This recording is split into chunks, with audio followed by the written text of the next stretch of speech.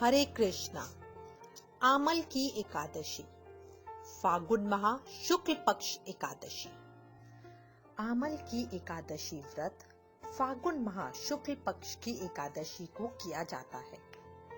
इस व्रत में आंवले के वृक्ष की पूजा करने का विधान है। इस व्रत के विषय में कहा जाता है कि यह एकादशी समस्त पापों को नाश करने वाली है। 100 गायों को दान देने के उपरांत जो फल प्राप्त होता है, वही फल आमल की एकादशी का व्रत करने से प्राप्त होता है। इस व्रत में आंवले के पेड़ की पूजा का विधान है। आंवले के वृक्ष के विषय में यह मत है कि इसकी उत्पत्ति भगवान श्री विष्णु के मुख से हुई है। एकादशी तिथि में विशेष रूप से श्री विष्णु जी की पूजा की जाती है। आमल की यानी आंवले को शास्त्रों में उसी प्रकार श्रेष्ठ स्थान प्राप्त है जैसे नदियों में गंगा को प्राप्त है। देवों में भगवान विष्णु को विष्णु जी ने जब सृष्टि की रचना के लिए ब्रह्मा को जन्म दिया, उसी समय उन्होंने आंवले के वृक्ष को जन्म दिया। आंवले को भगवान विष्णु ने आदि वृक्ष के रूप में प्रतिष्ठित किया है। इसके हर अंग में ईश्वर का स्थान माना गया है। भगवान विष्णु ने कहा है, जो प्राणी स्वर्ग और मोक्ष प्राप्ति की कामना रखते हैं, उनके लिए फागुन शुक्ल पक्ष में जो पुण्य नक्षत्र में एकादशी आती है, उस एकादशी का व्रत अत्यंत श्रेष्ठ है। इस एकादशी को आमल की एकादशी के नाम से जाना जाता है। आंवले के पेड़ की उत्पत्ति को लेकर एक कथा प्रचलित है।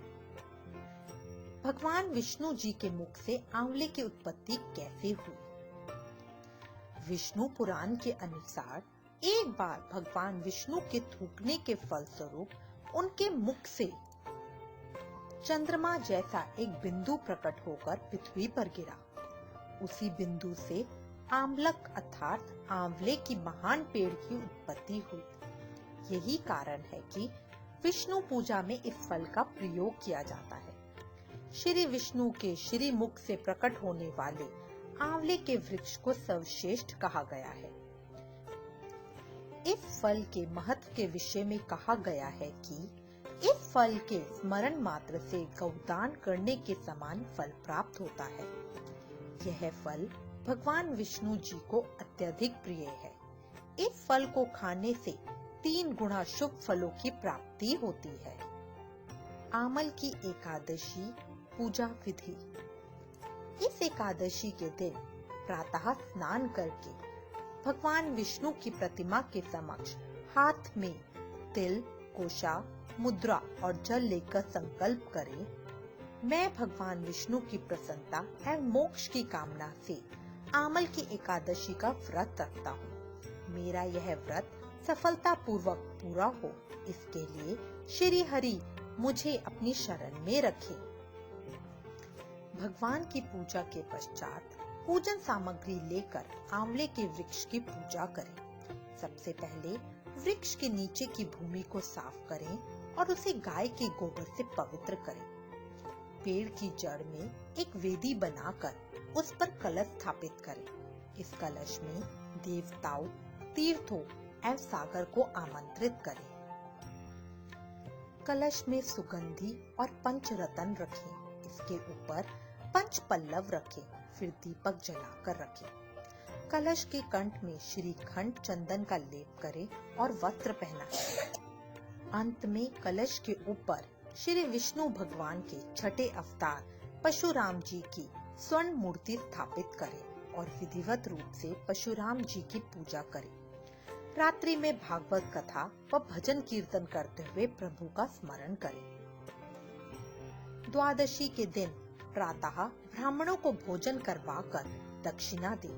साथ ही परशुराम जी की मूर्ति सहित कलश ब्राह्मण को भेंट करें। इन क्रियाओं के पश्चात पारायण करके अन्न जल ग्रहण करें। आमल की एकादशी व्रत कथा।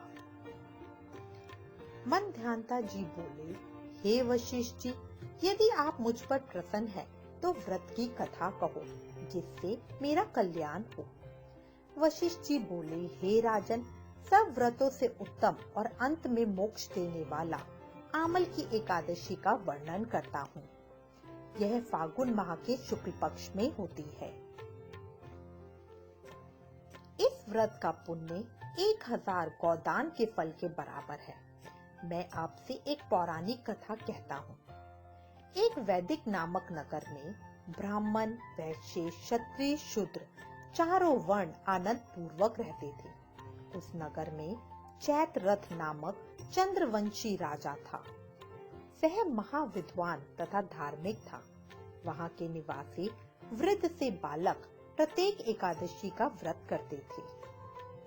एक समय फागुन मास के शुक्ल पक्ष को आमल नामक एकादशी आई। उस दिन राजा से प्रजा तक, वृद्ध से बालक तक सबने हर्ष सहित उस एकादशी का व्रत किया।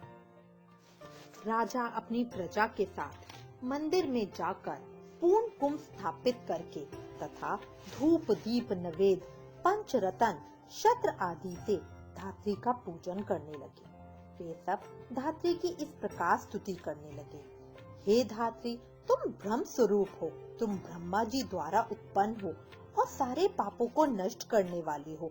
तुमको नमस्कार है। अब तुम अर्थ स्वीकार करो। तुम श्री रामचंद्र जी द्वारा सम्मानित हो। मैं आपकी प्रार्थना करता हूँ, मेरे समस्त पापों को हरण करो। उस देवालय में रात्रि को सबने जागरण किया। रात्रि के समय उस जगह एक बहेलिया आया। वह महापापी तथा दुराचारी था। वह भूखा प्यासा था। उस जगह विष्णु भगवान की कथा, एकादशी महत्म सुनने लगा। बहेलिया ने उस रात्रि को अन्य लोगों के साथ जागकर व्यतीत की।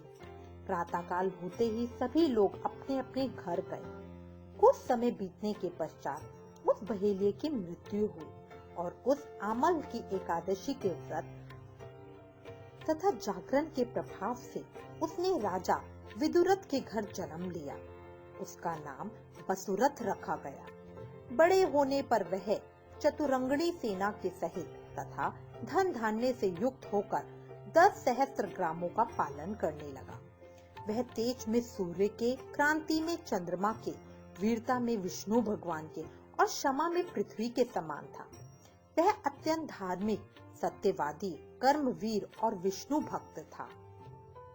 वह सदैव यज्ञ किया करता था। एक दिन वह राजा शिकार खेलने के लिए गया। दैवयोग से वह राजा रास्ता भूल गया। रास्ता भूलने के पश्चात वह उसी वन में एक वृक्ष के नीचे सो गया। उसी समय पहाड़ी मलेच्छ वहाँ आए और राजा को अकेला देखकर उस पर मारो मारो का शब्द करके टूट पड़े। वह मलेच्छ कहने लगे, इस दुष्ट राजा ने हमारे संबंधियों को मारा है तथा देश से निकाल दिया है, अतः इसे अब अवश्य ही मारना चाहिए। ऐसा कह के वह मलेच्छ राजा पर अस्त्र शस्त्र का प्रहार करने लगे।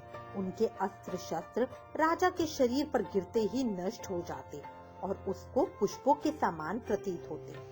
उन मलेच्छों के अस्त्र शस्त्र उन पर उल्टा प्रहार करने लगे, जिससे वे मूर्छित हो गए। उस समय राजा के शरीर से एक सुंदर दिव्य स्त्री प्रकट हुई, जो अत्यंत सुंदर तथा सुंदर वस्त्रों तथा आभूषणों से अलंकृत थी।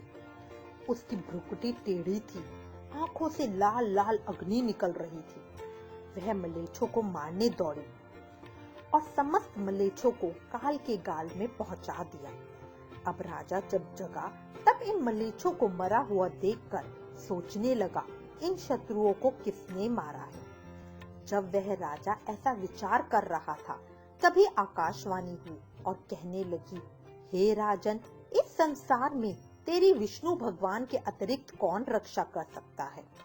इस आकाशवाणी को सुनकर राजा अपने नगर को वापस आया और सुख पूर्वक राज्य करने लगा। महर्षि वशिष्ठ जी बोले, हे राजन, यह सब आमल की एकादशी के व्रत का प्रभाव था। जो मनुष्य इस आमल की एकादशी को व्रत करते हैं, वे सब प्रत्येक कार्य में सफल होते हैं और अंत में विष्णु लोक को जाते हैं। हरे कृष्णा।